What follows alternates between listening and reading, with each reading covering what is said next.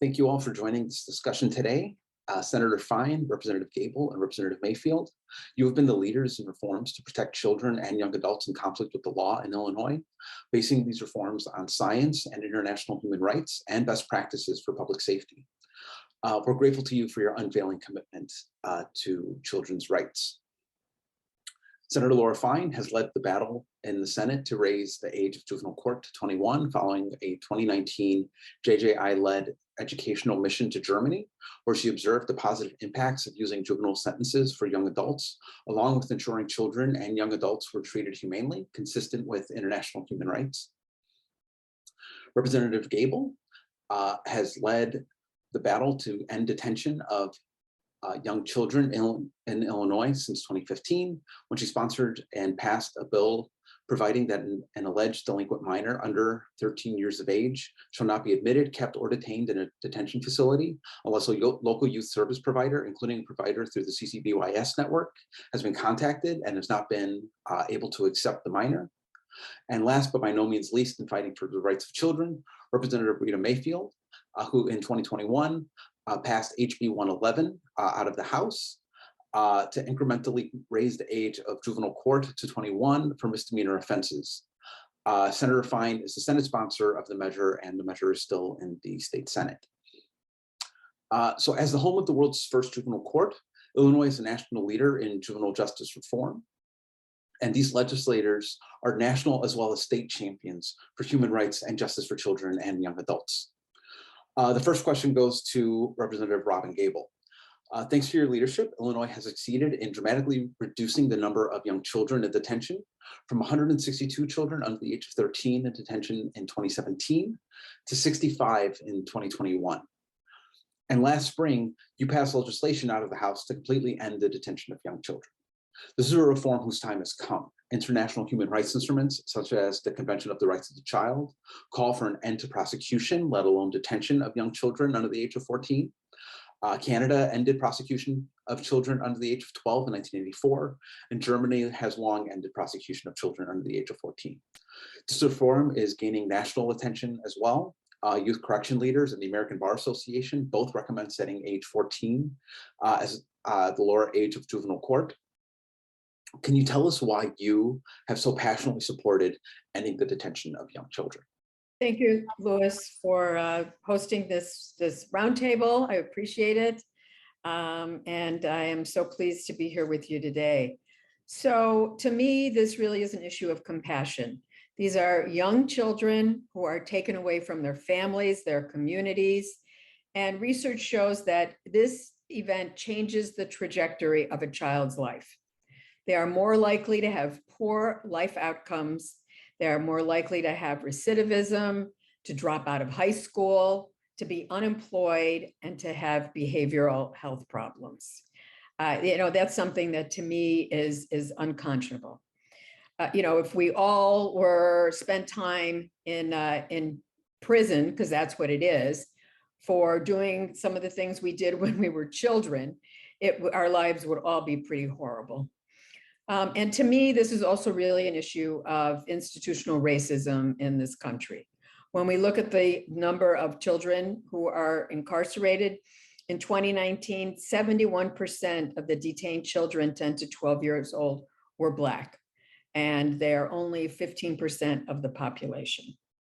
So we can see that this is really a kind of control mechanism on young Black children. We've had these decisions to lower the curfew to 10 p.m. and prohibit unaccompanied children in Millennium Park during evening hours. And to me, this will only increase the problem. And that is not the answer. That's not what we're looking for. I really want to thank Cook County Commissioner Larry Suffredin, who so kindly worked with me on this issue.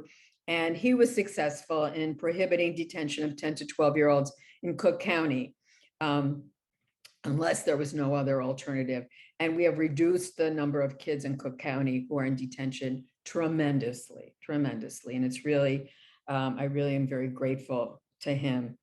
To me, the progress on this is that we have more programs. I believe programs are the answer, alternatives to incarceration.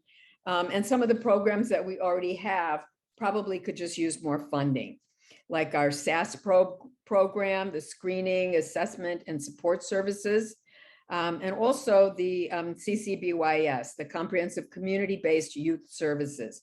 We need to make sure that there are places for children to go on an emergency basis, and then for a period of time. We need to be working with families, not just with the children, and making sure that we really provide treatment and services that the family needs. So thank you for that question. And I will continue to work on this. I know we passed it in the House last year, and it was stalled in the Senate. Hopefully we can move it in both chambers next year.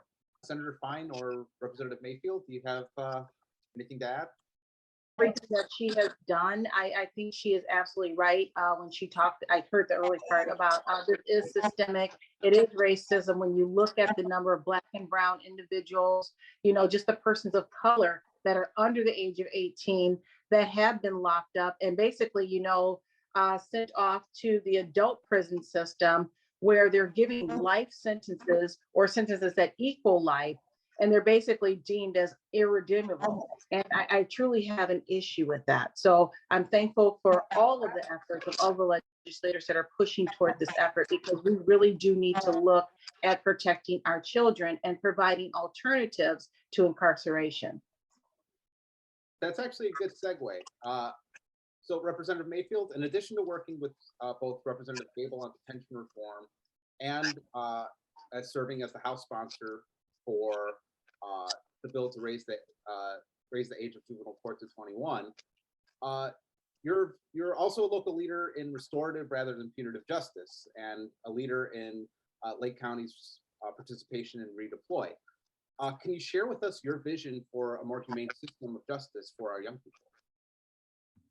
Well, it really starts with accepting the fact that young people make mistakes. As Robyn said, if we were all held accountable for everything that we did as a child, none of us, would, none of us are perfect. We've all made mistakes. Our children make mistakes.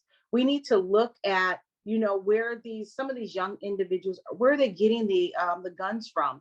We just passed legislation dealing with carjacking that actually holds the adults who put the children up to carjacking responsible. I think when we look at some of these murder or assault cases, we need to look at that as well, because there are adults behind some of these juveniles. We know that, that the juvenile brain is not fully functioning. They're looking up at some of these individuals who in their neighborhoods are considered, their role models. Unfortunately, we know that they are not. But they're the ones who are pushing these individuals, because they feel that because they are juveniles, they're going to get a lesser sentence. So it's okay for you to pull the trigger. It's okay for you to create this crime, as opposed to, someone who's over the age of 21. And they are really utilizing, the innocence of some of these children. So how do we address that? I think that is something that we definitely need to look at. In a perfect world, individuals, under the age of 18, they will all be appropriately represented. They won't be questioned without representation. They won't be starved. They won't be locked in a room for 12 hours, without access to a bathroom, a drink of water. They won't be bribed, as we had up here in my area. They won't be bribed with McDonald's. Just tell us the truth. We'll feed you. We'll give you McDonald's, with no parent or any other type of representation present. I don't believe that that's right.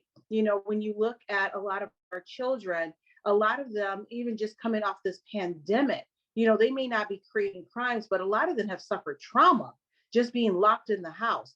We don't know what that trauma looks like, because we're not really going into the mental health aspect of why a lot of these crimes happen. Are we addressing their ACEs before we send them to prison? These children can be saved. There is no reason that a child who commits an offense at 15 or 16 years old should be locked up and saying, you are irredeemable. We're going to give you a life sentence. That child is totally redeemable. We just need to be able to address, some of the traumas that they've addressed, that they've gone through. Some of them have, in addition to mental health, they have drug addictions. Are we addressing any of this? Are we looking at that? Or are we just saying this child committed a crime and just drawing a line in the sand and saying, you know what, we're just going to lock them up? I don't feel that's the appropriate response for our children. And if I could just add to what Rita said, because I completely agree with that. And so many of these children, if given the right tools, they can have very bright futures. One example is somebody that I know, a friend of mine, and I believe everybody on this panel knows as well, who was charged to or sentenced to life in prison at the age of 15 for felony murder. With the recent Supreme Court ruling, they had to revisit his sentence, and he was paroled as a result of it. Well, he has now finished college and he is now in law school after serving about, I believe, 25 years behind bars. What a waste. A waste of his life. B, a waste of taxpayer dollars, and C, look where he is now, and he is able to give back to the community. And I think we have to look beyond and see what is inside a person and how do we help them succeed. I agree. Another excellent segue, Senator Klein. So you were a member of a national learning community out of Harvard and Columbia University, studying the science of raising the age of people forward, and examining pilot programs across the nation and reviewing evaluations of the impact of the justice system from raising the age. You also traveled to Germany with our friend, a nation that has sentences in young adult cases since the 1950s with positive results. Can you share with us some of what has most impressed you and why you support raising the age? Absolutely. And I really want to thank you for including us today and for looking at all aspects of the situation. Part of what we discussed during our learning time was brain development. And it is so important because we all know some of the most immature, wrong things we did as a child, we look back on after the age of 26 and feel like, who was that? You know, I would never do something like that again. And so we really have to take everything that a child does, in the case of a misdemeanor, especially, with a grain of salt.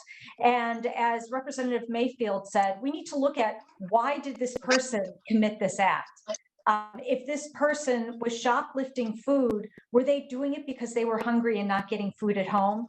Why are we punishing that child because of something that they really needed? What are the supports that the child needs? I learned so much from the trip to Germany and looking at their system, especially the juvenile system, because when we actually helped them rewrite their constitution, we put the word humane in it after World War II. And so their justice system is very humane and it's based on rehabilitation. And so what I learned by studying that system and being able to actually visit the prisons for juveniles is, first of all, they do everything to keep the juveniles out of the system. And if they do come into the system, their first 6 weeks or so, it's all spent on determining what can we do to get this child back on the right track. Let's figure out what are the problems, what is this child facing, and what are the services that we could provide to help them succeed. Once they figured out that part, then the child, if they don't have their high school education, they're in school working on their GED. If they already have their GED, they're working on learning a skill. We visited one institution that actually had a farm, and these kids were learning how to farm if they weren't going to be carpenters or steel workers. So it's really fascinating to see what the results are. And what the results are there is they give these kids the tools they need to succeed in life, and they don't come back into the system. They succeed. They realize that there's something else out there. There are the supports that they need, and they get back on the right track. And I think it's very exciting to see that this can be done. You know, we're not saying if you commit something horrendous, you shouldn't be punished, because these children are punished. If they're put behind bars in Germany, they are punished, but they are learning why they are there and what the tools that they need to succeed in the future.